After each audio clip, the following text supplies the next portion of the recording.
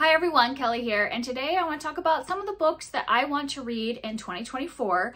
And when I was doing these kind of videos in 2023 or 2022, planning for 2023 reading, I went a little overboard. I made 4 separate kind of like to read lists. I had a lot of goals in mind. You know, I created one of just like 23 books to read in 2023. I had a list of like 25 diverse books to read. I had series to start list, series to finish list. And I didn't do a great job this year because, like I've said, if you've watched any of my videos in the last like 6 months, life has kind of gone a little crazy, and I have read like the least amount of books this year that I have since I've been tracking the amount of books I've read in 6 years by like a half. So yeah, I just didn't accomplish all of those. So when I was coming up with goals for 2024, because I still like making goals, I went a little calmer and I made 2 lists. So I have the list I'm going to tell you today, which is 24 books to read in 2024. And then I have a list that has series, which combines both like series to start and series to finish. So it like, well, is a little more manageable this time. So in this video, I want to talk about the 24 books I want to read in 2024.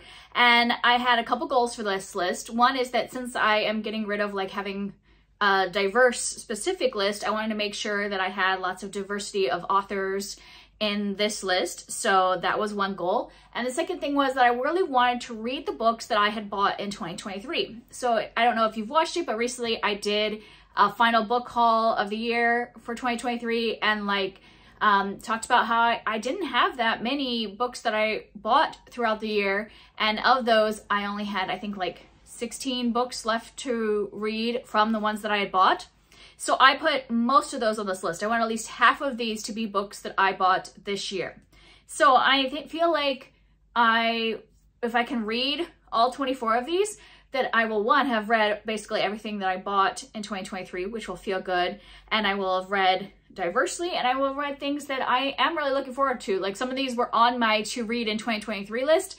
And since the year just kind of was not great for my reading, they got pushed off, but I'm still like excited about them. So let's start off. The first ones I'm going to talk about are all the ones that I bought in 2023. So they're newer purchases for me. And so I'm really excited to read all those and actually read the books that I buy. That's a good thing. I'm not going to go into detail about all these books because, you know, there's 24 of them. So I don't want to go, I'll just talk basically about the genre, maybe like one thing it's about. So I'll start off with The Dance Tree by Karen Millwood Hargrave, and I believe this is historical fiction, and I have just enjoyed everything so far that I've read by this author, so I wanted to get to that.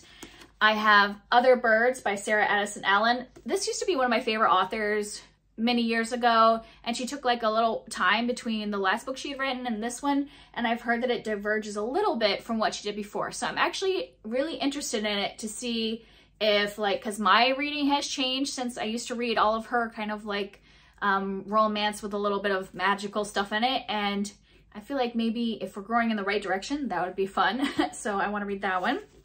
And then I have Love from A to Z by S.K. Ali, and this is a young adult romance that I've just heard really great things about.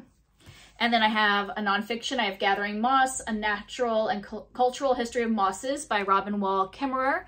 And then another nonfiction, but a graphic memoir. So this is, you know, illustrated. And this is The Best We Could Do by T. Bowie. And then we have some middle grade. I have A Wilder Magic by Juliana Brandt. And this is middle grade fantasy.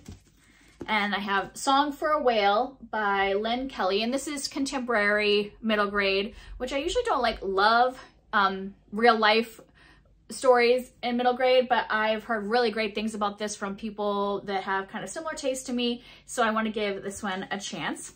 And then I have Hazel Bly and the Deep Blue Sea by Ashley Herring Blake, and this is also contemporary middle grade, but I have read all of this author's other middle grade novels and loved them, so I just like the way she writes contemporary middle grade kind of like coming of age stories. And then I have a couple of short story collections on this list. I have New Sons, and this one is original speculative fiction by people of color.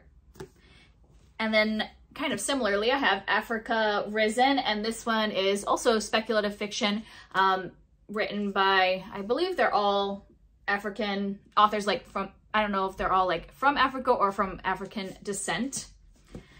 And then this is the first time I've ever done this. I put a couple books on this list that I've already started, but I paused for whatever reason, and I don't want them to just get shoved away, so I wanted to put them on my need to read these. So I have Happiness for Beginners by Katherine Center, which I had started.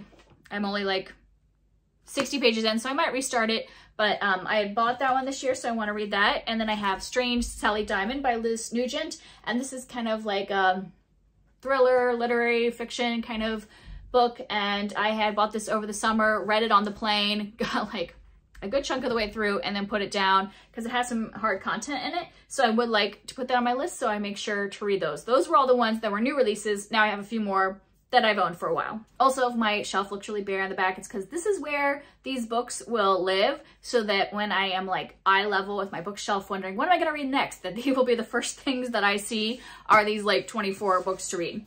So these are ones that I've owned for longer. We're continuing with the ones that I started and have not finished. I have In Order to Live by Yeonmi Park, and I had started this one actually in 2022, made it halfway. It was just the topic is really hard for me, so I wanted to like give it a break, and now I want to come back. This is a woman who was leaving North Korea and her story of that. And then another one I read half of was Cotillion by Georgette Heyer, and I also got halfway through this and had no reason whatsoever to put it down. I was enjoying it, and I just didn't bring it back up for the entire year. So I need to start this one over again. This is historical fiction, romance. And then I have a couple of classics that I had put on my list to read last year and didn't get to, but I want to. I have Mansfield Park by Jane Austen, and this will be the last one of her novels that I have to read. So I definitely want to read that. And then I have Little Women by Louisa May Alcott, and I've seen the movie adaptations. I just really want to read the book and haven't gotten to it. And if I can read Little Women, then I can also read this book, which is So Many Beginnings by Bethany C. Morrow. And this is a retelling of Little Women with a Black family living during the Civil War, I believe. So I can't really read this book until I read Little Women, I feel like. So that's why that book has been sitting in my shelf for a couple of years, because I'm waiting to read Little Women. And then actually this should have gone with the ones that I have started and put down. This is The Devil in the Dark Water by Stuart Turton. And I took my bookmark out because I knew I'd have to restart, but I had made it like a third of the way through this book, I think back in December of 2022, and then like wanted to start January fresh. So I put this book down and didn't pick it back up. So I do want to read this. This is like a mystery kind of set. It's a historical mystery. And I was enjoying it when I read it like over a year ago, but I definitely will not remember anything. So I need to start it over. And then I have The Witch's Heart by Genevieve Gornichek. And I've heard good things about this author in terms of like, what does she do? She does like retellings of myths. And so this one is like from Norse mythology. And so the main character in this is the like mother to Loki's children. And so that one I think will be interesting to kind of get away from Greek mythology retellings to some different mythologies. I have A Time to Dance by Padma Venkatraman, and this one is a novel in verse, contemporary. And then I have a middle grade novel. I have The House with Chicken Legs by Sophie Anderson, and this one is just, I feel shameful that I haven't read this one yet because my friend Kara gave this to me and she annotated it, and I really meant to like read it right away when she gave it to me, but then I wanted to do it as part of this project where I was reading other Baba Yaga retellings, and then I never did that project, and so then this got put off. And I just feel really bad because I really wanted to read it and see her annotations. So it'll be in 2024. And then I have The Magnolia Sword, A Ballad of Mulan by Sherry Thomas. And this is just a retelling of the folktale Mulan. And I've heard really good things about this one. I've had it on a million TBRs and I finally need to get to it. And the last one I have is The Paper Menagerie and Other Stories by Ken Liu. And this is a collection of short stories that are kind of speculative. I think mostly sci-fi, maybe dystopian, things like that, and I've heard really great things about it. So those are 24 books that I want to read in 2024. Last year when I did this list, I offered up to do buddy reads of any of these books with people, and I ended up with a lot of buddy reads in the first half of the year, and it was great. It actually got to where the half of the books that I read from my list last year were probably because I had scheduled those buddy reads. So if you would like to buddy read any of these books, send me a message down below and then we'll get in touch. We can like chat on Instagram or email or however you want to do it. And we can buddy read some of those to make sure that I actually get them done. And maybe this year I had planned to do this last year and didn't get to it, where I will do like a mid-year update and offer out any more buddy reads. And that way I could actually finish all 24 of these books, because that would be really great. Especially that would mean have read all of the books that I purchased recently. That would be awesome. Let me know if you have any goals for 2024, books you really want to read, and I'll see you next time. Bye.